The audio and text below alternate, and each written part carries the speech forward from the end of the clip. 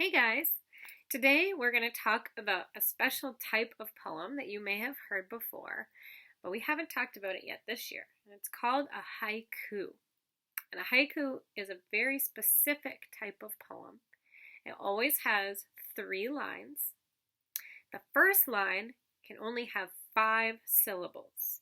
So when we talk about syllables, it's how many times can you tap out the word. For example, the word poem. Poem would be 2 syllables. My name, Mrs. Loud, would be 3 syllables. You could try tapping out your own name or things you see around you. See if you can find how many syllables they are. So in a haiku, the syllables are very important. The first line has 5. The second line has 7.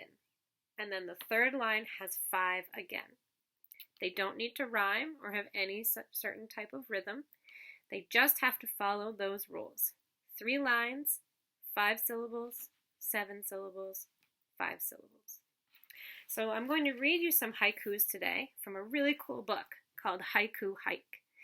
And the reason this book is so cool is because all of the haikus were written by 4th graders, and they put their poems together into a class book that actually got published. Isn't that great?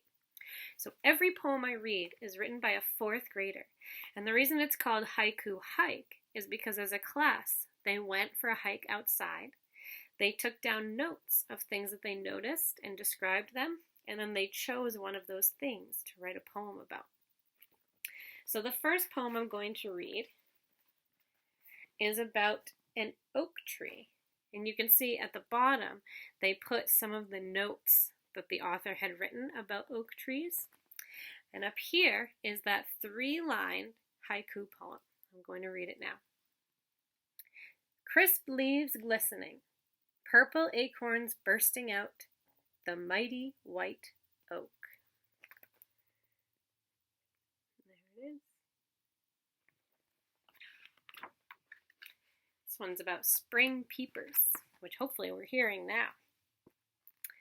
Spring peepers sing songs of a million jingle bells, then they fade away.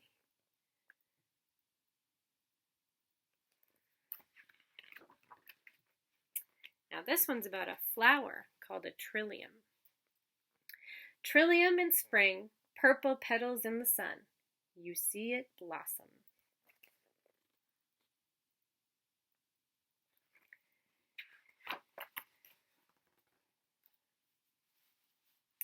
A tree, a moose, which? Crooked antlers, thick branches, clumsy movement, moose. I think this author saw something and they couldn't tell at first if it was actually moose antlers or a tree branch.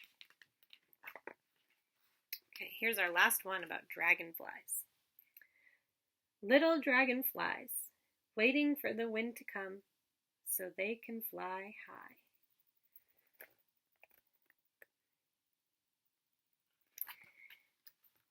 Now, it would be great if you had a chance to go outside and make some observations of the things you see outside. We're finally seeing signs of spring.